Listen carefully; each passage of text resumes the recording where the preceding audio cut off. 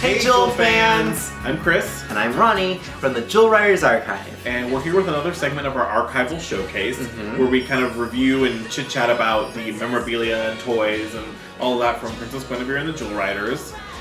Today, we are talking about none other than Princess Gwenevere herself, Part 2, I guess this is for her. Yes. Sun Power Gwenevere. The only... What's the word I'm looking for? Well, it's truly a rarity. Like, there's a whole story behind Sun Power Gwenevere, but it's... Well, I mean, I guess you could say it's really the only one where there was multiples of Gwenevere that were created. Right. So you had Jewel Power, you had Sun Power, you had Deluxe. Mm-hmm. I mean... You know, as the main Gwenevere, character, the Jewel Riders. That's not surprising. Right. But I know there's a specific name for... Not repaints, but... just like a refresh of a main character, basically.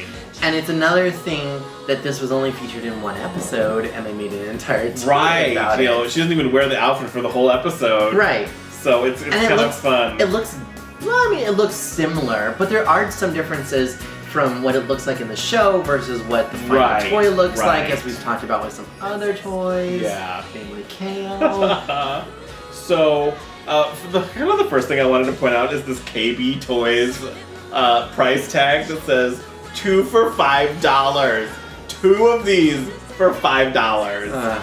I can't even buy one Starbucks for $5, and I could have had 2 Princess Gwenevere action figures. Right? I'm a little tear right now. Do you remember when these went to KB Toys?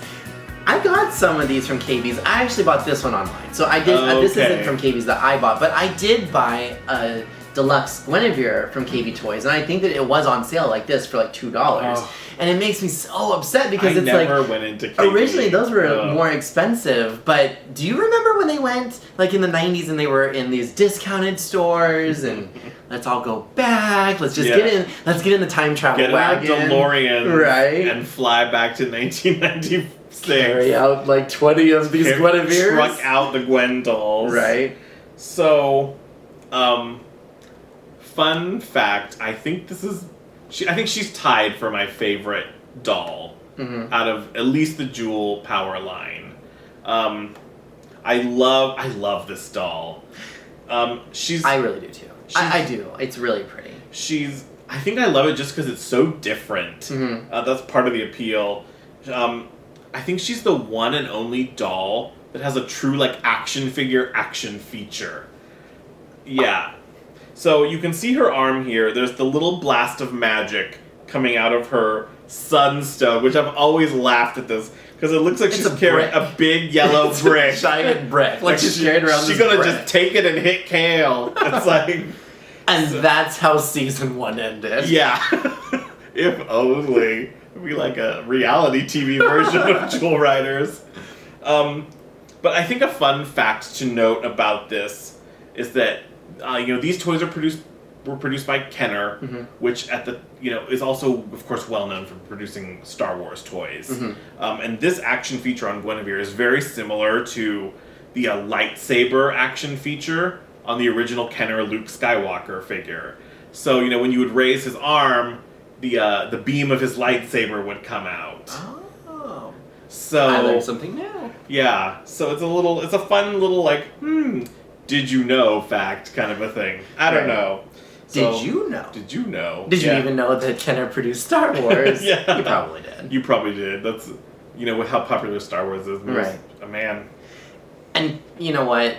They're being re-released under the Kenner logo. How awesome would it be to have a re-release of Jewel Riders under the vintage Kenner logo? Have you seen, there's a company... Hasbro, are you listening? Called Gentle Giant that releases 12-inch reproductions of those original 3 3/4 Star Wars figures. Really? Yeah. That's awesome. They're amazing. And I'm like, I want a giant Princess Gwenevere. Please release it so she can watch over my sleep at night. So one thing that's always kind of caught my attention about Sun Power Gwenevere, so there's lots of things. So for the first start, the rest of the Jewel Power dolls all have like the boots. This one is fun and unique that this one has the little like elf shoes that the deluxe Jewel Adventure dolls have. And it's interesting to note they're not the same as Tamara's feet in this line. Yeah. And the other thing that's interesting is the sleeves. Yes. Although it's kind of a sore subject with me. Why? There's two. Okay, because I like the sleeves. I like how they're designed and everything. But again, I was always pro. I want fabric clothing. Oh, So you have this like sleeve and it's really have a molded hard. sleeve. Yeah. And you're not. And not only feeling that, because the other ones they have bare arms. She's the only one that sports any type of like clothing on the arms, and that's with the entire line: the Jewel Adventure, Drake, the Jewel Powered, girls, Kale, any of them. She's the only one to have sleeves. Yeah, she's a very unique piece in this line. And the other thing, she was very hard to find. Oh, she was. I don't know that I ever. She was. I don't know that I ever saw one of these in the wild as a child. There's a story to that. First, I just really want to quickly talk about, because I was talking about the sleeves. Oh, yeah. On the arm mold for the shield comb, this one is larger. Oh, I didn't know that. Yeah, it's larger than the rest of them. So this one has a much larger circular because it's supposed to go over the wrist, and so or the crook of the arm, and so it had to be larger because of the fact that she has the molded sleeves. So yeah, she's got her chunky molded sleeve. Right, so she has a chunky molded sleeve. The shield comb. Yes. So talking about how rare it is, the way that I found my first Sun Power Gwenevere was I was traveling and we were in a different state and I had gone to see my dad. The days before eBay. Right. Yeah. No, I know, right? Or even online ordering, because you could always just go to like Walmart.com or Target.com and order the toy and get it shipped to your house. Right. It would have been a lot simpler. But anyway, I had to go to another state. We were like 3 states away. I think it was actually in New Mexico. So we found it in New Mexico. And at the time... Do you remember, was she the only one on the pegs? No, I think there were other ones. And I can't remember if my dad actually bought a second one where he would have one as well, because he wanted to be supportive and he wanted to have the toys that I had. I don't remember. But the point is that it was on that trip when I traveled out. So I had to leave my home state and go to a different state to find Sunstar and Sun Power Gwenevere. Wow. So those were never found in California. I don't know. I did.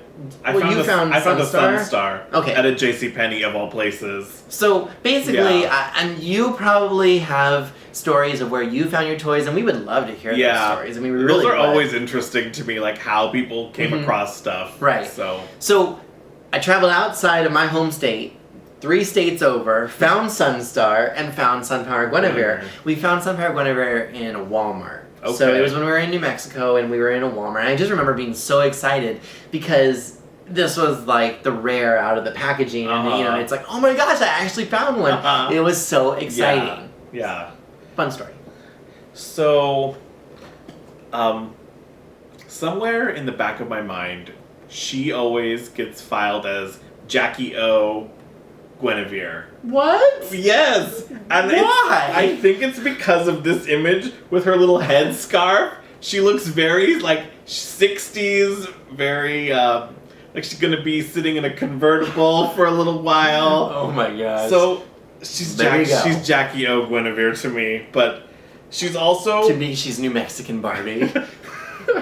But I think it's interesting that she's also, I think, the most medieval flavored of the toys. Oh, the top of the headpiece. I love it. She's got that medieval princess headpiece with the sides that come down, and there's this beautiful molded little bead work on it. The crown sits in a little groove that's made into the head, and she's got this bodice piece. Again, it's like original Jewel Power Gwenevere, it's printed on. But the difference is I never had problems with this one rubbing off. And I think that's probably because of this molded there you go. Piece. Because the molded piece goes over the bodice. And it covers most of that. So... Which is kind of weird because it's like you did all this detail on the toy and then you put this plastic chunky piece over it. Yeah, it's a bit of an odd choice. In the show, this Gwen has a lot of plaid. There's like a pink purple plaid. I love it. It's such a pretty color scheme. in this skirt, and it's gorgeous. It's featured in the episode Dream Fields, which is one of my favorite episodes of the first season. And this Gwen, it's sort of like a riding outfit that she runs away from a party. Mm-hmm. She's in this outfit. She goes to the dream fields, and sort of wanders around. And then eventually she goes shopping at the mall. Yeah, it's a very odd but interesting episode. Right. But yeah, so she's in this medieval princess style outfit though, which is Jewel Riders has a little bit of a modern take on stuff, like elevators and doors, like automatic doors, Right, and shopping malls. But yet everyone still rides around in horses and carriages. Nobody thought of a car. But yet you have an elevator. Yeah. So who knows? But yeah, she is she's probably my favorite Jewel Power doll. Yeah. I think she's so unique, so beautiful. I just love all the pieces of her. I wish they made more outfits like this. I wish they'd given us a few more. I wish they'd given us like an extra Tamra. Well, or Fallon, but there's always backstories to that. I mean, there was going to be extra Tamras. I mean, when you look at the second season toys, there was going to be Mermaid Tamra, which would have been fantastic. Although that Mermaid Tamra, the tail is really odd. Talk about a chunky plastic piece. Yes, that's really chunky. It really is. But I mean, you did have additional. I know what you mean. I get what you mean. Yeah, more variants basically would have been nice. Which is hard in something that has this much of action figure DNA in it, since you can't just change the outfit to change the look. Right. So. Which I wish you would have been able. But there you go. But yeah, do you have anything more to say about Sunpower Gwen? It's interesting. This is the one thing, is that I've always kind of noticed that there's a little bit of a color variance on like a piece of her. So like half of it's never perfect, is it? It's always a little different. I don't know. Maybe it's just the packaging, maybe it's the way that it was, but it's like one of the sleeves is a little different color than the other one. It's just... Or like a leg is slightly less pearlized. Right, exactly. Yeah. And there's other ones where, like, the leg has, like, swirly pattern in the pearlized, like, paint, and then the other leg, like, has it a little bit different or whatever. So, I mean, if it's variations like that, it makes me wonder, it's probably, like, the sheen is probably from the plastic, and then when it's injected into the mold, it swirls funny or something. Don't know. Maybe. Who knows? Another thing to note is on the bodice, she has the Sunstone. So the Sunstone is on her because she's Sunpower Gwenevere. You mean it's not the brick she's holding in her hand? Which is kind of weird because... There's so much detail in this line. Well, on the other ones, their jewels are part of them. Yeah. And they're on them. Yet she's supposed to be holding the Sunstone, yet the Sunstone is on the bodice. Yeah. But she's not holding the Sunstone. But she's holding a brick. A brick. Well, this is just the light beam. Anyway, the other thing that we talk about for most all of them is that it comes with... Did we talk about the hidden jewel? Yeah, so no, not the on hidden this jewel. one yet. So the hidden jewel on this one is fun because it's more of like a rose color. It's hidden under the shield. It's a really pretty rose. I like it. It's like a off light colored. Her face is really pretty. Again, she's got those really beautiful like 90s blue eyes. Big, beautiful eyes. Just a really fun piece. And she also has the little detail of the necklace on the top of her too. Yeah, she has molded like jewelry on the torso piece. Right.